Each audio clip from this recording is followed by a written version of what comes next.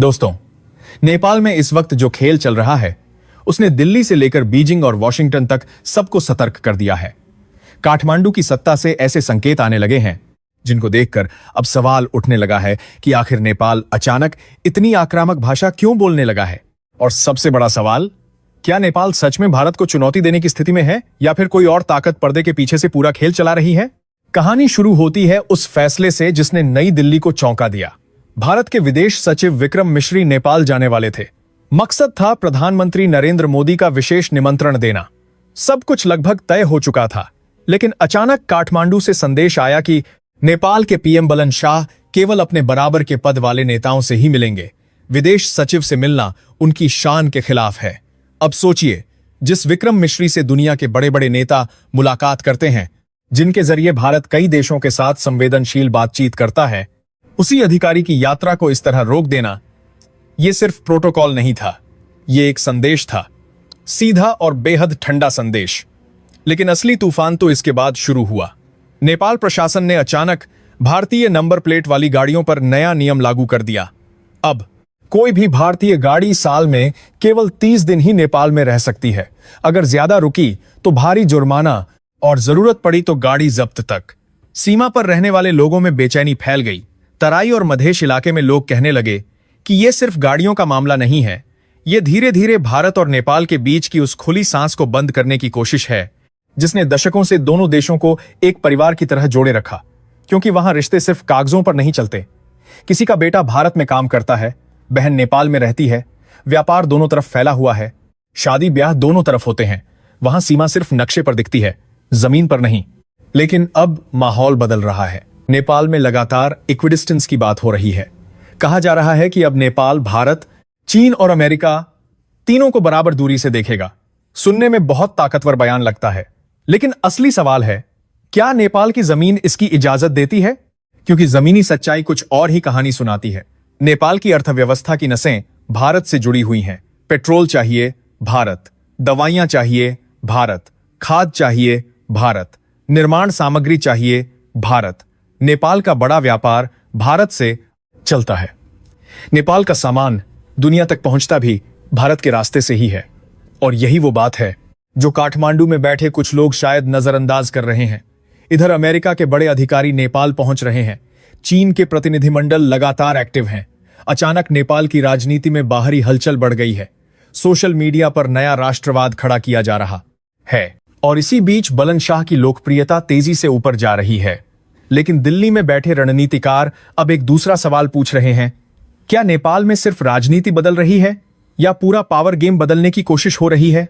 क्योंकि इतिहास गवाह है, जब भी हिमालय के इस इलाके में बाहरी ताकतें ज्यादा सक्रिय हुई हैं, दक्षिण एशिया की राजनीति में बड़ा भूचाल आया है। अब भारत भी सब कुछ चुपचाप देख रहा है। अभी तक सिर्फ बयान दिए जा रहे हैं, रिश्तों को मल्टी डायमेंशनल बताया जा रहा है, लेकिन अंदर खाने चर्चा कुछ और है। अगर भारत चाहे तो नेपाल की अर्थव्यवस्था पर दबाव बनाना उसके लिए उतना मुश्किल नहीं जितना लोग सोचते हैं।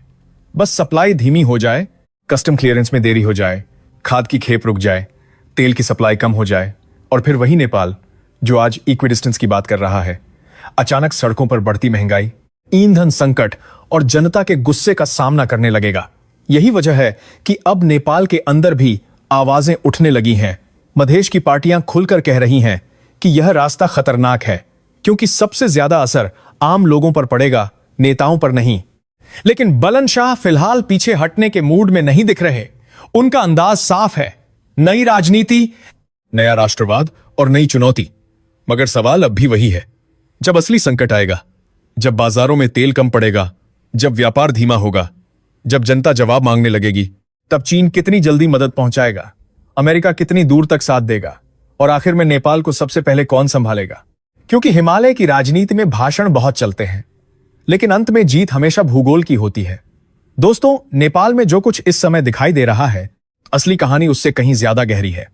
ऊपर से देखने पर ऐसा लग रहा है कि यह सिर्फ भारत और नेपाल के बीच थोड़ी राजनीतिक तनातनी है, लेकिन अगर आप पर्दे हटाकर देखेंगे तो समझ आएगा कि नेपाल इस वक्त एक बहुत बड़े भू राजनीतिक प्रयोग का मैदान बनता जा रहा है।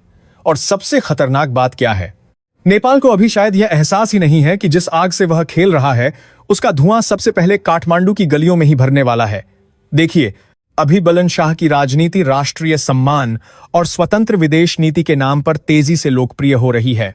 युवा वर्ग को लग रहा है कि नेपाल पहली बार भारत के सामने आंख दिखा रहा है। सोशल मीडिया पर यह नैरेटिव बहुत तेजी से बाहर फैलाया जा रहा है कि नेपाल अब किसी के दबाव में नहीं रहेगा। लेकिन इतिहास कहता है कि जब भी कोई छोटा देश अचानक बहुत ज्यादा आक्रामक राष्ट्रवाद की तरफ जाता है तो उसके पीछे अक्सर अंदरूनी आर्थिक कमजोरी छिपी होती है। नेपाल की सबसे बड़ी समस्या अभी भारत नहीं है, सबसे बड़ी समस्या है उम्मीदों का विस्फोट। नेपाल का युवा अब सोशल मीडिया देखकर दुबई जैसी सैलरी, सिंगापुर जैसा इंफ्रास्ट्रक्चर और यूरोप जैसी जिंदगी चाहता है। लेकिन जमीन पर नौकरी कम है, उद्योग सीमित हैं और अर्थव्यवस्था अभी भी बाहरी पैसों पर टिकी हुई है। ऐसे माहौल में नेताओं के लिए सबसे आसान रास्ता होता है बाहरी दुश्मन खड़ा करना, और यही खेल अब शुरू होता दिख रहा है। लेकिन यहां एक ट्विस्ट है जो बहुत कम लोग समझ रहे हैं। अगर भारत और नेपाल के रिश्ते ज्यादा खराब होते हैं तो सबसे बड़ा फायदा चीन या अमेरिका को भी नहीं मिलेगा। सबसे बड़ा फायदा नेपाल के अंदर बैठे उन राजनीतिक खिलाड़ियों को मिलेगा जो संकट को अपनी ताकत बनाना चाहते हैं। क्योंकि जब देश में भावनाएं भड़कती हैं तब सवाल बेरोजगारी, महंगाई और भ्रष्टाचार से हटकर राष्ट्रवाद पर आ जाता है। यानी असली खेल सिर्फ विदेश नीति का नहीं, घरेलू राजनीति का भी है। अब जरा आगे की तस्वीर सोचिए। अभी भारत शांत है, लेकिन भारत की नीति हमेशा सीधी टक्कर की नहीं होती। दिल्ली अक्सर इंतजार करती है, सामने वाले को पूरी रस्सी देती है और फिर अचानक ऐसा कदम उठाती है जिसका असर धीरे धीरे महसूस होता है। मुझे लगता है आने वाले समय में भारत खुलकर कोई बड़ा बयान नहीं देगा, बल्कि चुपचाप सिस्टम को टाइट करना शुरू करेगा। बॉर्डर पर चेकिंग बढ़ेगी, व्यापारिक नियम सख्त होंगे, नेपाल से आने वाले कुछ सामानों की जांच लंबी होगी और बाहर से देखने पर सब तकनीकी प्रक्रिया लगेगा। लेकिन उसका असर नेपाल की अर्थव्यवस्था पर धीरे धीरे दबाव बनाना शुरू कर देगा और यहीं से नेपाल के अंदर असली लड़ाई शुरू होगी। काठमांडू की एलीट राजनीति शायद कुछ समय बालीवाद और तकनीकी के साथ देख लेती है तक इसे संभाल ले, लेकिन तराई, मधेश और बॉर्डर से जुड़े इलाकों में बेचैनी बढ़ सकती है, क्योंकि वहां लोगों का रिश्ता सिर्फ भावनात्मक नहीं, रोजी रोटी का भी है। मुझे एक और बड़ी चीज होती दिख रही है। नेपाल के अंदर अब दो अलग अलग सोच टकराने वाली हैं। पहली सोच कहेगी कि भारत से दूरी बनाओ तभी नेपाल मजबूत होगा। दूसरी सोच कहेगी कि भारत से टकराव नेपाल को आर्थिक रूप से कमजोर कर देगा और आने वाले महीनों में यही टकराव नेपाल की राजनीति को हिला सकता है। अब सबसे दिलचस्प बात सुनिए, चीन और अमेरिका अभी नेपाल में नेपाल को हिला सकता है, मुस्कुराते हुए दिखाई देंगे। दोनों निवेश, सहयोग और नई साझेदारी की बातें करेंगे। लेकिन अगर नेपाल में सचमुच आर्थिक संकट गहराया तो कोई भी देश नेपाल को उसी स्तर पर रोजमर्रा की सप्लाई नहीं दे पाएगा जिस स्तर पर भारत देता है, क्योंकि यह सिर्फ दोस्ती का मामला नहीं, भूगोल का मामला है। हिमालय सिर्फ एक पहाड़ नहीं है, हिमालय नेपाल की सबसे बड़ी सुरक्षा भी है और सबसे बड़ी सीमा भी। और यही वजह है कि अंत में नेपाल को फिर उसी दरवाजे की तरफ देखना पड़ सकता है जिसे आज चुनौती देने की कोशिश हो रही है। लेकिन तब तक शायद बहुत देर हो चुकी होगी, क्योंकि एक बार अगर जनता को महंगाई, ईंधन संकट और व्यापार ठहरने का असर महसूस होने लगा तो वही सोशल मीडिया जो आज बुलंद शाह को हीरो बना रहा है, कल सबसे पहले सवाल भी उसी से पूछेगा। और राजनीति में सबसे खतरनाक पल वह होता है जब भीड़ तालियां बजाना बंद करके हिसाब मांगना शुरू कर दे